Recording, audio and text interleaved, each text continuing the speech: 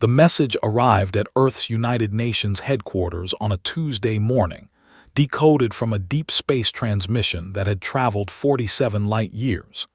Ambassador Chen Wei was the first human to read it, and she had to sit down after the third paragraph. The Corvallis Collective, a federation of 19 star systems and 12 distinct alien species, was formally requesting human assistance.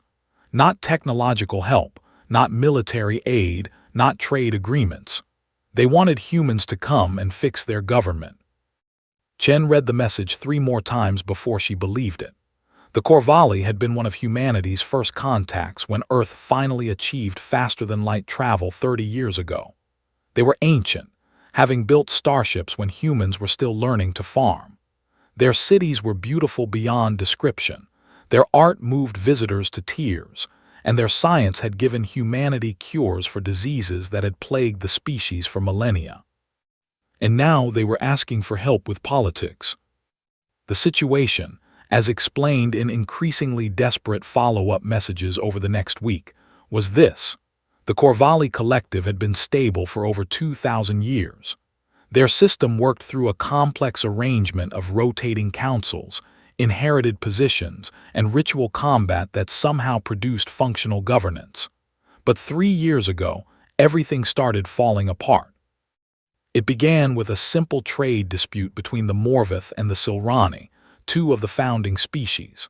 Normally, such things were resolved through the Trade Arbitration Council, but the current members of that council were locked in a separate disagreement about mining rights. The Mining Rights Court could not intervene because half its members were related to parties in the trade dispute. The High Assembly could have overruled everyone, but the High Assembly had not met in 8 months because nobody could agree on the proper seating arrangement after a new species joined the collective. One problem fed into another. Laws went unpassed. Disputes went unresolved. 3 colony worlds had declared independence just to escape the paralysis. A border station had been run for the past year by an increasingly exhausted junior administrator because no one could agree on who should replace his retired supervisor. The Corvallis had tried everything. They brought in their wisest elders. They consulted ancient texts. They performed the traditional ceremony of reconciliation, which involved all parties standing in cold water for 3 days while reciting grievances. Nothing worked. The disputes only multiplied. Then someone remembered the humans. Humanity had joined the galactic community as newcomers, often dismissed as primitive and chaotic. Humans had wars, after all. They had revolutions. They changed their governments with alarming frequency. Their planet had hundreds of different political systems running simultaneously. They were, by Corvallis standards, absolutely insane. But lately, the Corvallis had started noticing something strange. Human colonies were doing surprisingly well. Human businesses adapted quickly to market changes. Human diplomatic missions somehow kept resolving disputes that had stumped everyone else. The humans seemed comfortable with disagreement in a way that other species were not.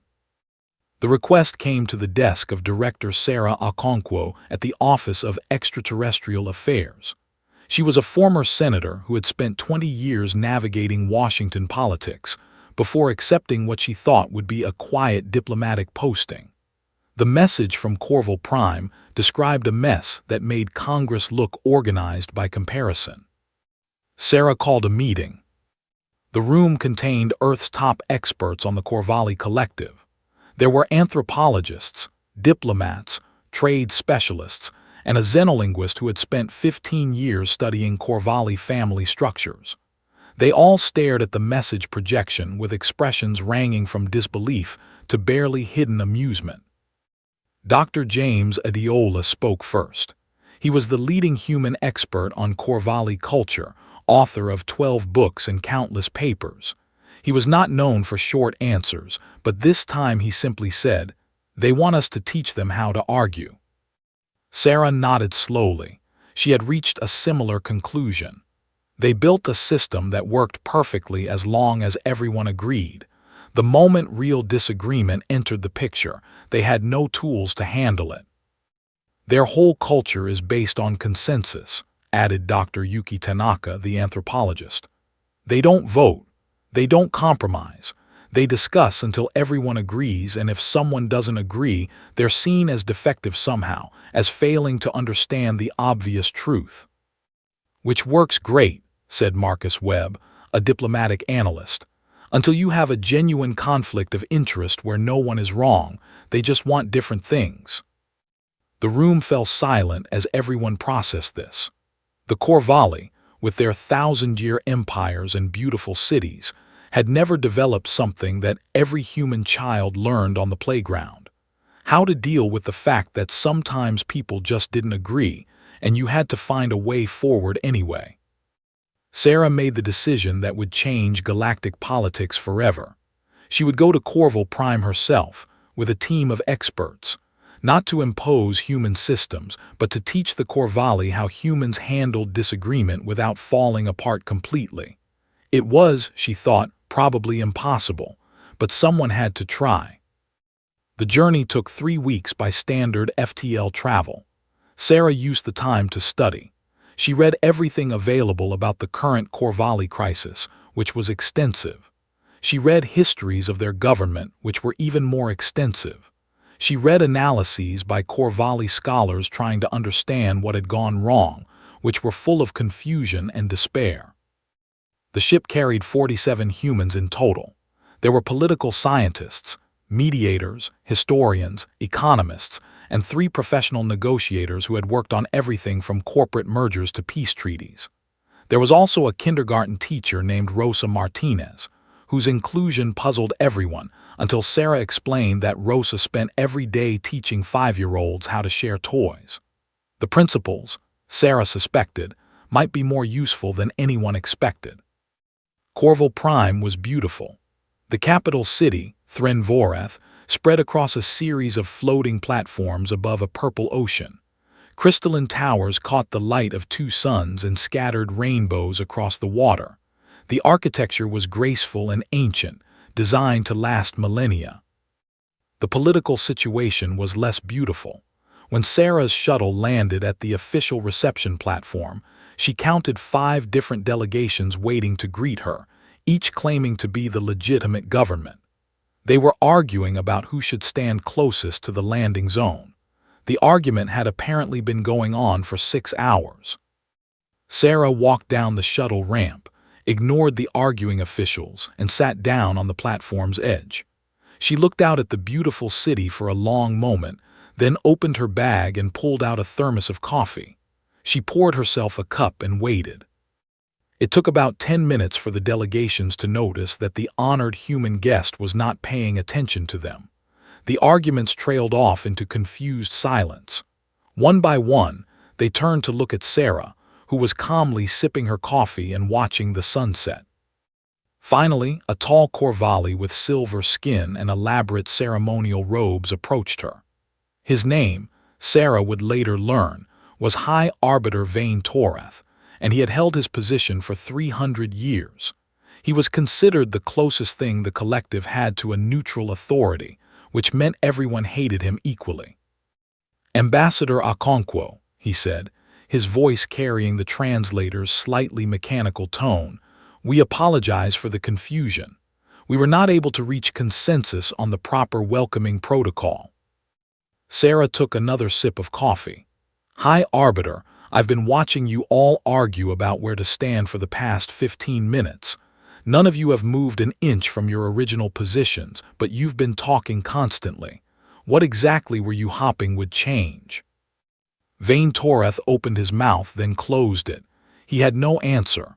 The question, Sarah suspected, had never occurred to any of them.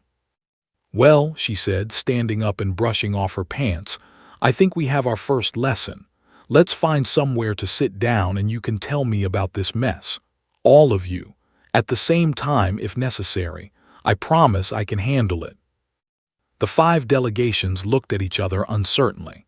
Then, with no one leading, they began to walk together toward the council chambers. It was, in its small way, the first successful cooperative action the Corvallis government had achieved in 3 months. Sarah smiled into her coffee cup. It was a start.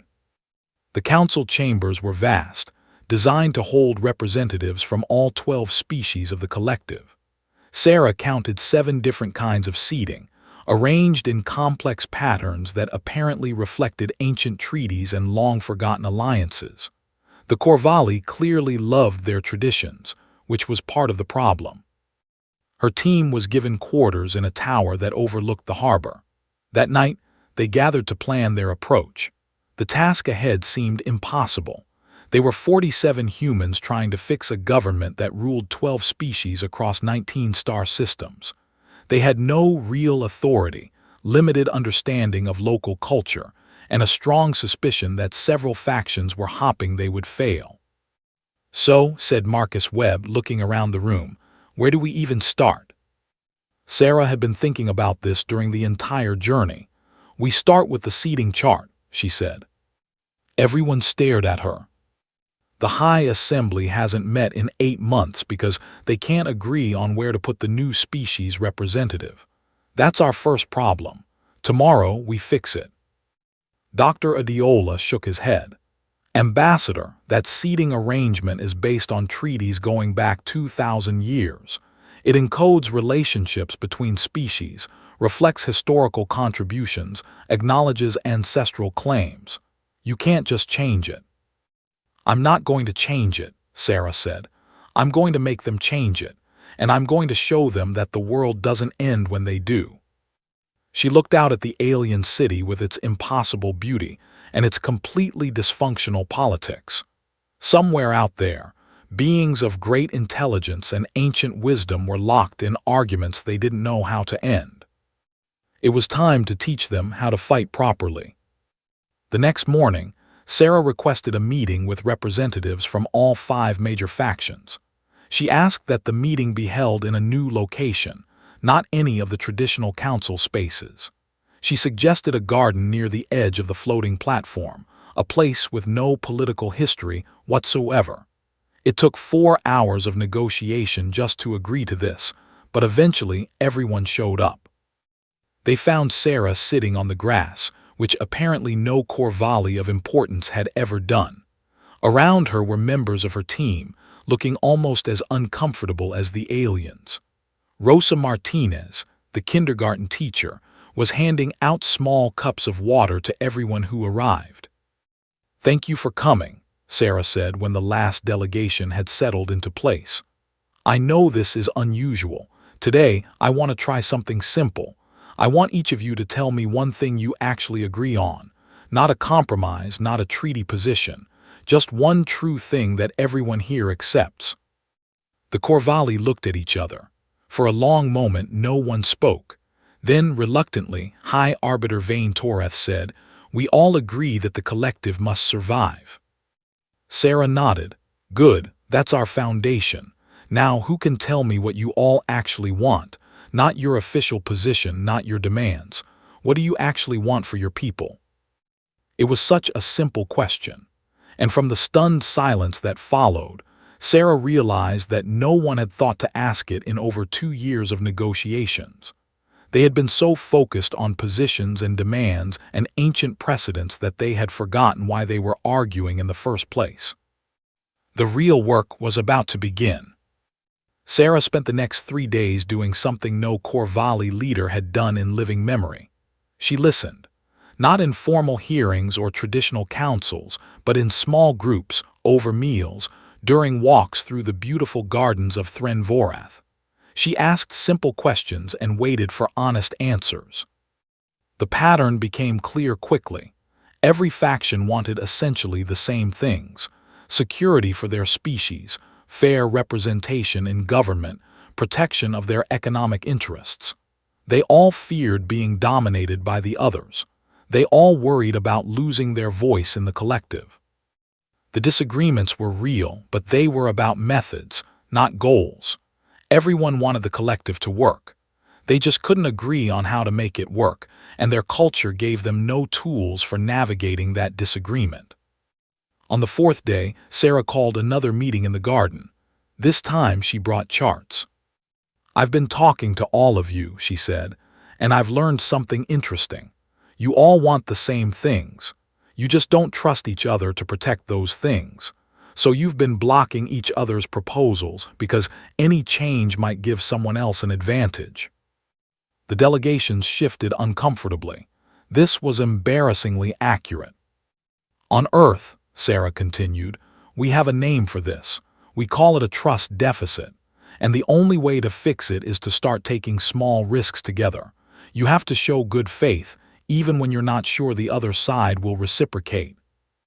Trade Minister Sylvanorth, a Morvith with iridescent scales, spoke up. "But what if they don't reciprocate? What if we show good faith and they take advantage?" "Then you'll know something valuable," Sarah said. "You'll know who can be trusted and who can't. Right now, you're all paralyzed because you're assuming the worst about each other.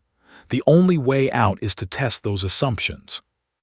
She pulled out a simple document. "I have a proposal. It's not a solution to all your problems. It's a test. I'm asking each of you to agree to one small concession, something that costs you a little but helps someone else. We'll put all the concessions together and implement them as a package. Everyone gives a little, everyone gets a little. If it works, we know we can trust each other enough to tackle the bigger issues." The reactions were mixed. Some were intrigued, others suspicious. But after 3 years of paralysis, even the skeptics were desperate for anything that might break the deadlock. It took 2 weeks of negotiation to finalize the package. Sarah's team worked around the clock, shuttling between factions, explaining, persuading, occasionally threatening to leave if people didn't start cooperating. The final agreement was modest. A few trade adjustments, some personnel appointments, a symbolic gesture regarding the disputed seating chart. But when the High Assembly actually met for the first time in 8 months to ratify the package, something remarkable happened. The vote was unanimous. Every species, every faction agreed to the small compromises. And as they sat in their rearranged seats, watching the votes register, the Corvalli began to realize something.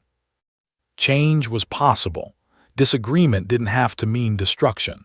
They could want different things and still find a way forward. It was, Sarah thought, the most important lesson she had to teach, and they had only just begun to learn it.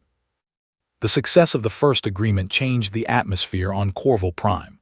For 3 years, the collective had been trapped in a spiral of distrust and paralysis. Now, for the first time, there was hope. Representatives who had refused to speak to each other began scheduling informal meetings. Old rivals were seen sharing meals together. The word compromise appeared in public discourse without being treated as an insult. But the real problem still remained. The trade dispute between the Morvith and the Silrani was still unresolved. The mining rights disagreement still blocked the Trade Arbitration Council.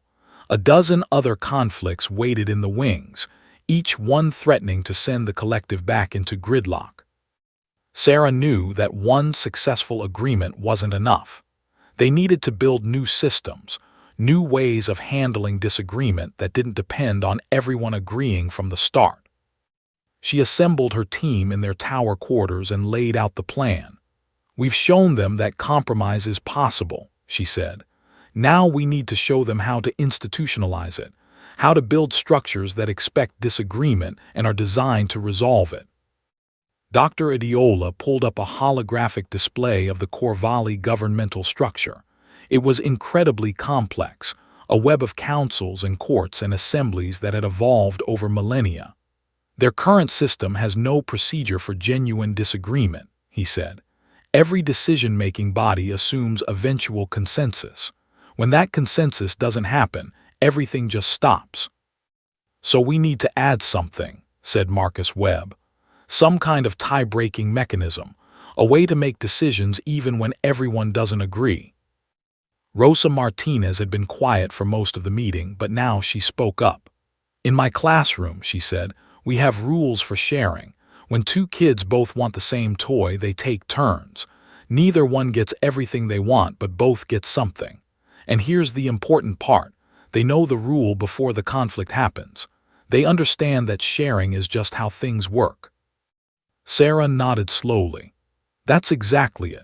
The Corvalli need to internalize the idea that not getting everything you want is normal. It's not failure, it's not betrayal, it's just how life works when you're sharing a galaxy with other species. The plan that emerged over the next week was ambitious. Sarah proposed creating something she called the Resolution Council, a new body specifically designed to handle cases where consensus couldn't be reached. It would have representatives from all species, but it would make decisions by voting, something the Corvalli found deeply uncomfortable but were perhaps ready to accept. More importantly, the Resolution Council would operate on principles that were almost revolutionary in Corvalli culture. Decisions didn't have to be perfect, they just had to be good enough. Losing a vote didn't mean you were wrong, it meant you hadn't convinced enough people yet.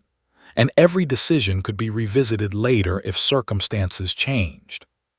Sarah presented the proposal to the High Assembly on a bright morning when both suns were shining.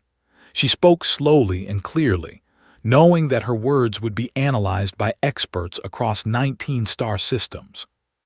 Your collective has survived for 2,000 years because your ancestors found ways to work together, she said.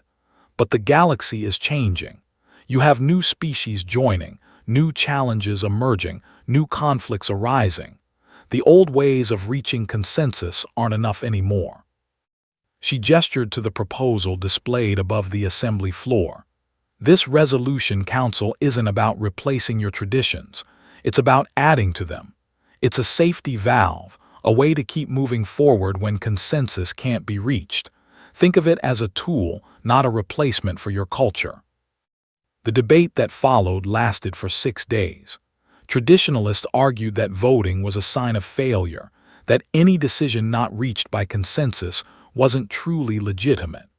Reformers countered that paralysis was worse than imperfect decisions. Moderates tried to find middle ground while extremists pushed for either total adoption or complete rejection. Sarah watched it all, offering guidance when asked but mostly letting the Corvalli work through their own disagreements. This, she knew, was exactly what they needed, practice at arguing productively. On the 6th day, something remarkable happened. High Arbiter Vane Torath, the ancient neutral authority who had watched his collective tear itself apart for 3 years, stood before the assembly and announced that he supported the proposal. Not because he thought it was perfect, he said, but because he had watched the humans demonstrate something important. He had watched them disagree with each other constantly during the negotiations, argue passionately about details, and still work together effectively. They had shown him that disagreement didn't have to mean dysfunction. The vote that followed was the first true vote in Corvalli governmental history. It wasn't unanimous, with several species abstaining and a few voting against. But a clear majority supported the proposal, and for the first time ever, a Corvalli governmental body made a decision without reaching consensus first. There were no riots, no secessions, no apocalyptic consequences. The suns kept shining, the city kept floating. Life went on, and slowly, almost imperceptibly, the Corvalli began to understand that disagreement wasn't the end of the world. Over the following months, the Resolution Council began hearing cases. The trade dispute between the Morvith and the Silrani was finally addressed. It wasn't resolved perfectly, as both sides felt they'd given up too much. But it was resolved, and trade began flowing again. The mining rights disagreement went to the council next, and then the colony worlds were brought back into the fold. Each resolution built confidence. Each imperfect solution proved that imperfection was survivable. The Corvalli were learning a lesson that humanity had learned the hard way over millennia of bloody history. Living together meant accepting that you wouldn't always get what you wanted. Sarah extended her mission twice, then 3 times. What was supposed to be a 6-month assignment stretched into 3 years. Her team expanded as new experts arrived from Earth, bringing knowledge of legal systems, economic theory, democratic processes, and conflict resolution. They didn't impose human systems on the Corvallis. Instead, they translated human concepts into forms the Corvallis could accept. Voting became structured preference aggregation. Compromise became mutual concession for collective benefit. Political parties became advocacy coalitions. The words were different, but the ideas took root. The most difficult lesson was teaching the Corvallis about opposition. In their culture, publicly disagreeing with a decision after it was made was almost unthinkable. But human political systems thrived on opposition, on the idea that someone should always be watching the government and criticizing its mistakes. Sarah introduced this concept carefully. She didn't call it opposition. She called it loyal oversight. Species and groups who disagreed with current policies but remained committed to the collective success. Their job was to point out problems, propose alternatives, and keep those in power accountable. It was strange and uncomfortable for the Corvallis, but as they experimented with the idea, they discovered something unexpected. Having official critics actually made governance more stable, not less. Problems were identified earlier. Mistakes were corrected faster. The faction in power couldn't become complacent because they knew someone was always watching. The transformation wasn't complete. It would take generations for these new ideas to fully integrate into Corvallis culture. But the crisis that had brought Sarah to Corval Prime was over. The collective was functioning again, making decisions, resolving disputes, and moving forward. On the day Sarah finally prepared to leave, the High Assembly gathered for a formal farewell. Representatives from all 12 species were present, seated according to the new arrangement they had negotiated 2 years earlier. Vane Toreth stood to deliver the official statement of gratitude. "Ambassador Okonkwo," he said, "you came to us when our collective was dying, not from war or plague, but from our own inability to handle disagreement. You taught us something that our ancient wisdom had missed, that different opinions are not a disease to be cured, but a reality to be managed." He paused, and Sarah saw something she had never seen on a Corvallis face before, a small smile. "You showed us that humans argue constantly and accomplish impossible things anyway. We used to think this was a weakness. Now we understand it is your greatest strength." Sarah stood to accept the ceremonial gift the assembly offered, a crystal that had been shaped by all 12 species working together, each contributing something to the final form. It was imperfect, slightly asymmetrical, with visible seams where the different contributions met. And that, she thought, was exactly the point. "High Arbiter," she said, "thank you, but I want to be clear about something. We didn't fix your government. You fixed it yourselves. All we did was give you some tools and show you that using them wouldn't end your world. The work you did, the compromises you made, the trust you built, that was all you." The assembly hall was quiet for a moment. Then, in an unprecedented breach of protocol, someone in the back started clapping. The sound spread through the hall, all 12 species joining in, applauding in ways that were natural to each of them. It was chaotic and uncoordinated and slightly ridiculous. It was also, Sarah thought, exactly right. The journey home took 3 weeks again. Sarah spent most of it writing reports and thinking about what she had learned. The Corvallis had taught her things too, about the value of tradition, about the patience required for change, about the beauty of systems that had worked for millennia. When she finally landed at the spaceport on Earth, a crowd was waiting. Word of her success had spread throughout human space. Politicians wanted to study what she had done. Academics wanted to write about it. Journalists wanted interviews. But the first person Sarah spoke to was a young aide who pushed through the crowd with a message from the Office of Extraterrestrial Affairs. There was another request waiting. The Valorian hegemony, a military empire 300 light-years away, was experiencing a succession crisis that threatened to plunge 100 worlds into civil war. They had heard about what the humans did on Corval Prime. They wanted help. Sarah looked at the message for a long moment. Then she laughed, a tired but genuine sound. "Tell them we'll be there in 6 weeks," she said, "and ask if they have good coffee." The aide looked confused, but hurried off to relay the message. Sarah collected her bags and walked toward the transit station, already thinking about the work ahead. Humanity had stumbled into a new role in the galaxy, not as warriors or traders or colonizers, but as teachers. They had something that older, wiser species somehow lacked: the ability to disagree without falling apart, to fight and still cooperate, to embrace conflict as a tool for growth rather than a symptom of failure. It was a strange gift to offer the universe. But then again, humans had always been a little strange. Behind her, the spaceport was already buzzing with news of the next mission. Somewhere across the galaxy, ancient beings with vast knowledge and sophisticated cultures were waiting for humans to come and teach them how to argue. Sarah smiled and walked on. There was work to do.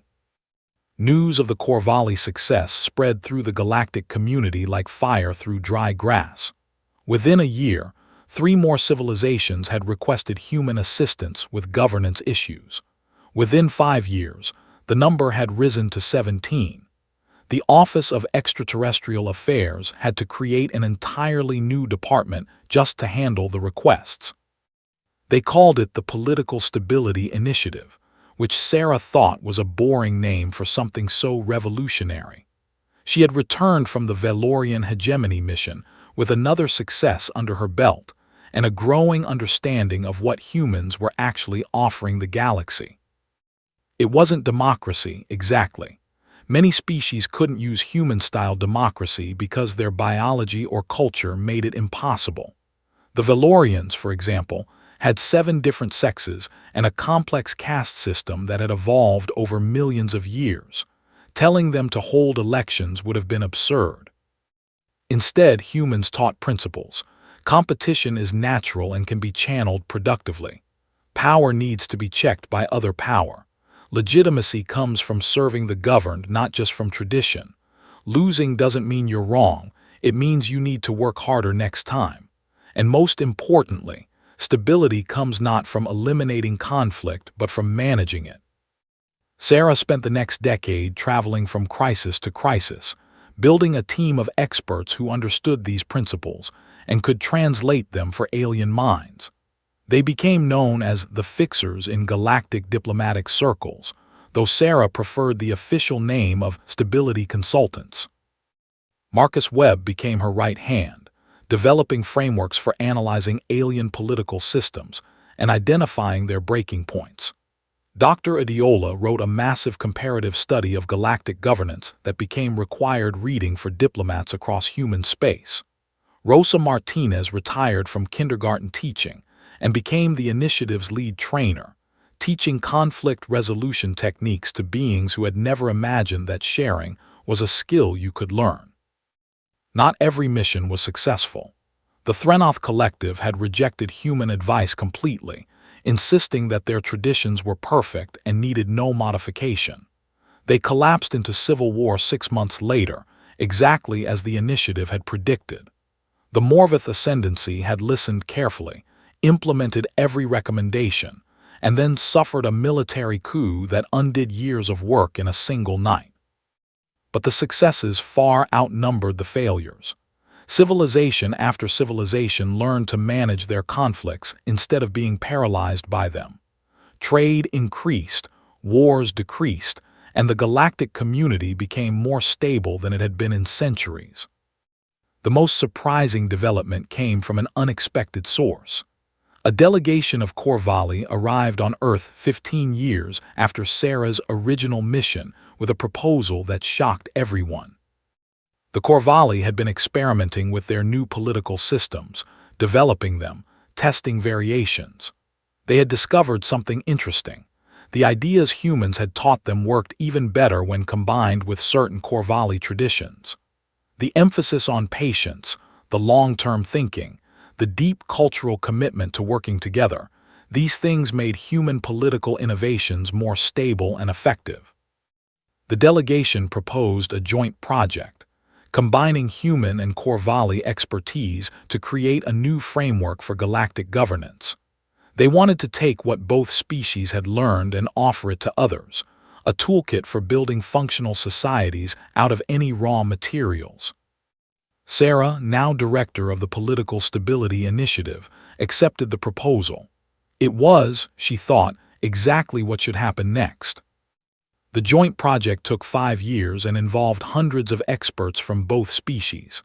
They called the result the Consensus Framework, which Sarah privately thought was still too boring a name, but the content was revolutionary. The framework wasn't a constitution or a set of laws. It was a set of principles and practices that could be adapted to any species, any culture, any situation. It acknowledged that different beings needed different systems, but it identified the universal elements that made governance work. The need for accountability, the importance of peaceful transitions of power, the value of loyal opposition, the mechanisms for making decisions when consensus wasn't possible.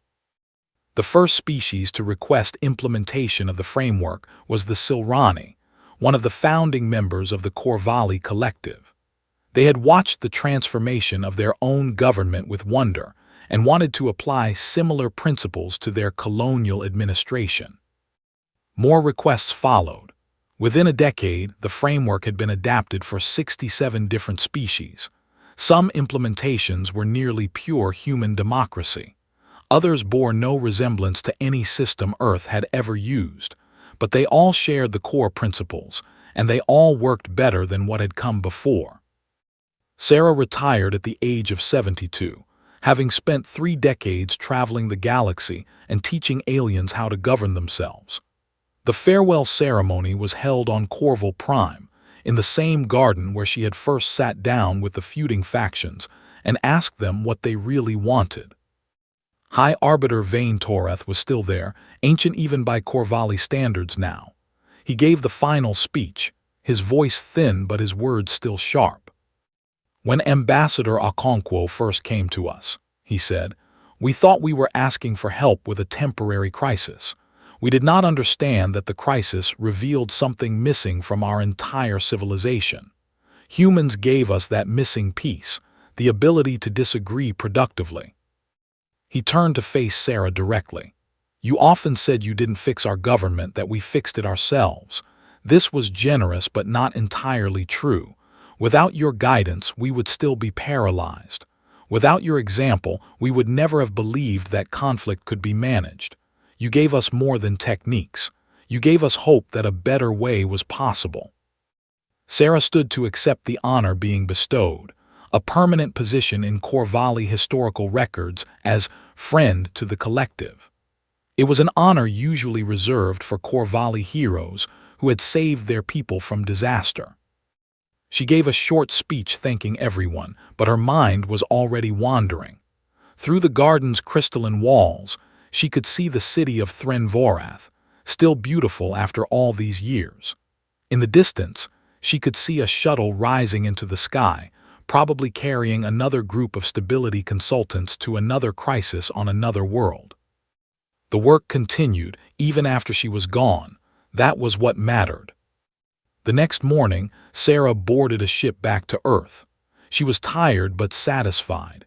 She had done something meaningful with her life, something that would echo through galactic history long after she was forgotten. But she never made it back to Earth. 3 days into the journey, a priority message arrived from the galactic core. The architects, a species so ancient that they had been old when the Corvallis were young, had made contact for the first time in 10,000 years. They had been watching the changes spreading through the galaxy. They had observed the human influence, the framework, the new stability. And they wanted to talk. The architects, according to legend, had created the technology that made faster-than-light travel possible.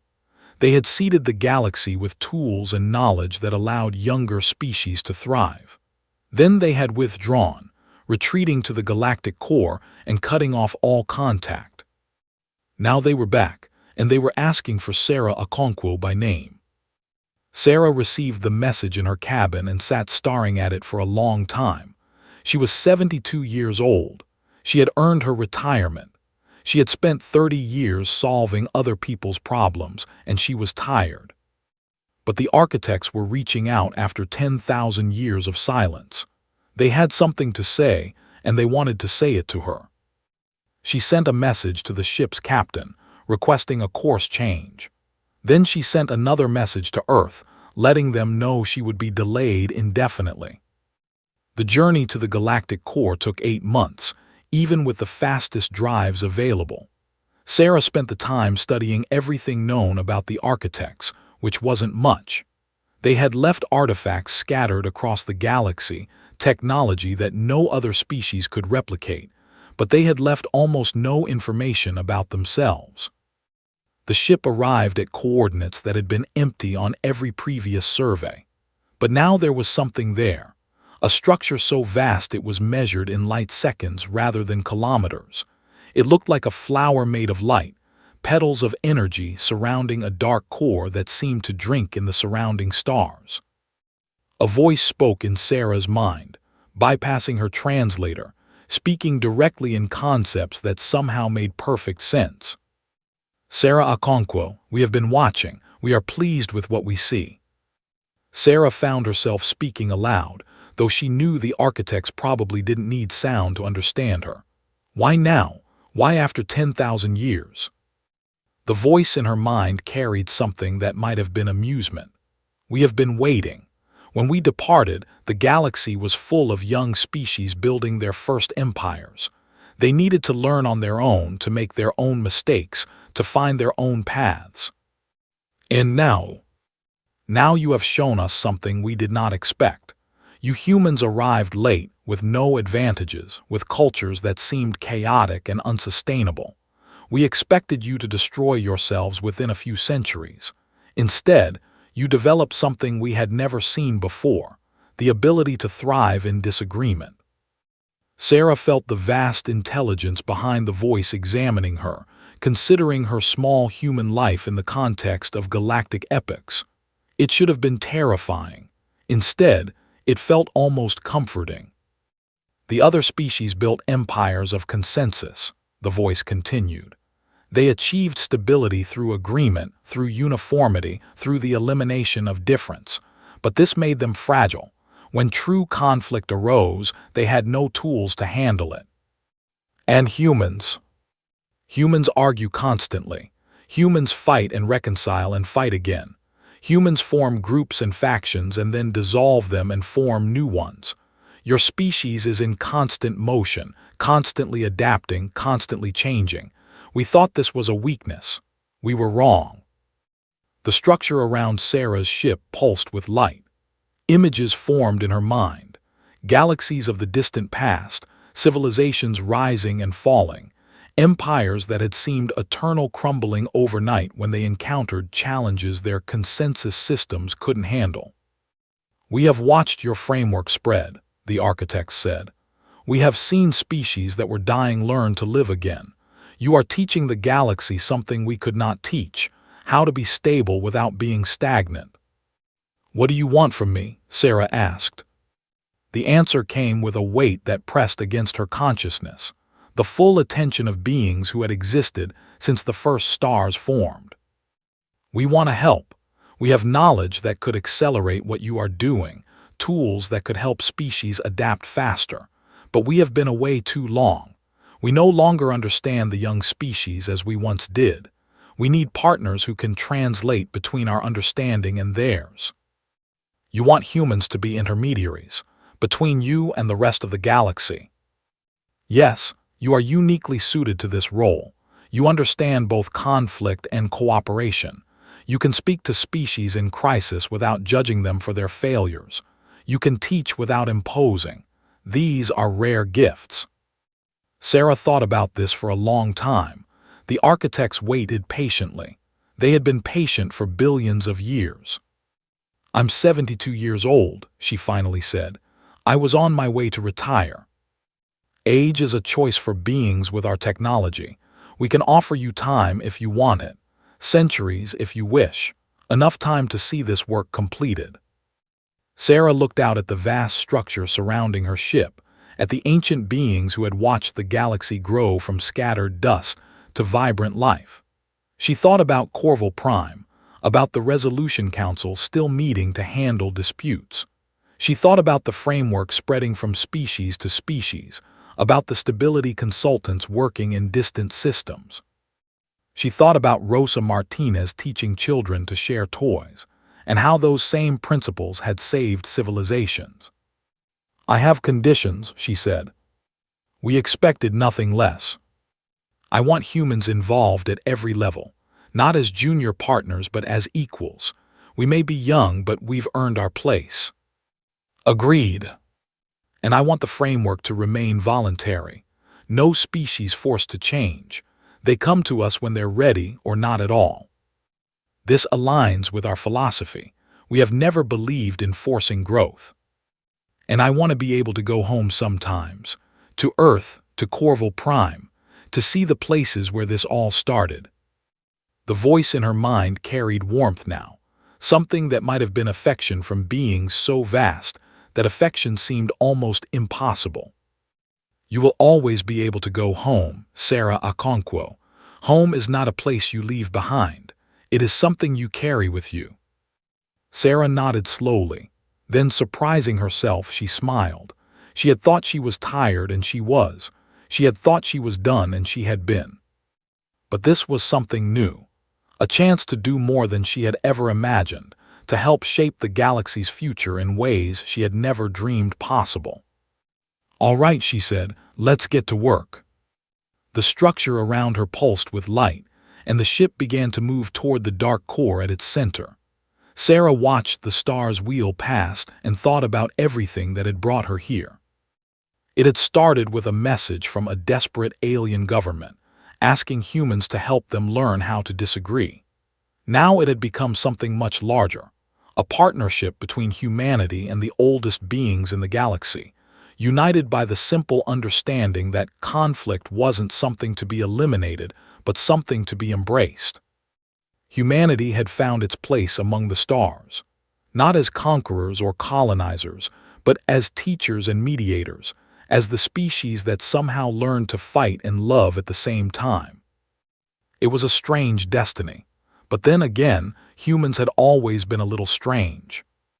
And that, Sarah thought, was exactly the point. The galaxy was vast and full of wonders, ancient species and young ones, empires and democracies, beings of light and beings of matter. They were all different, all unique, all valuable in their own ways.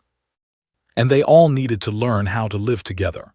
Not in perfect harmony, because perfect harmony was impossible and probably boring anyway, but in productive tension, in creative conflict, in the endless dance of disagreement and reconciliation that made progress possible. Humans understood this dance. They had practiced it for all of their history, often badly, sometimes brilliantly. They had built civilizations on the principle that people could disagree and still cooperate, that losing today didn't mean losing forever, that the other side might actually have a point. It was such a simple idea, and yet it had been missing from galactic civilization for thousands of years, waiting for a young, strange, argumentative species to come along and demonstrate it. Sarah closed her eyes as the ship descended into the heart of the architect's structure. Around her, ancient intelligences prepared to share knowledge that had been hoarded for eons. Ahead of her lay centuries of work, challenges she couldn't imagine, triumphs and failures beyond counting.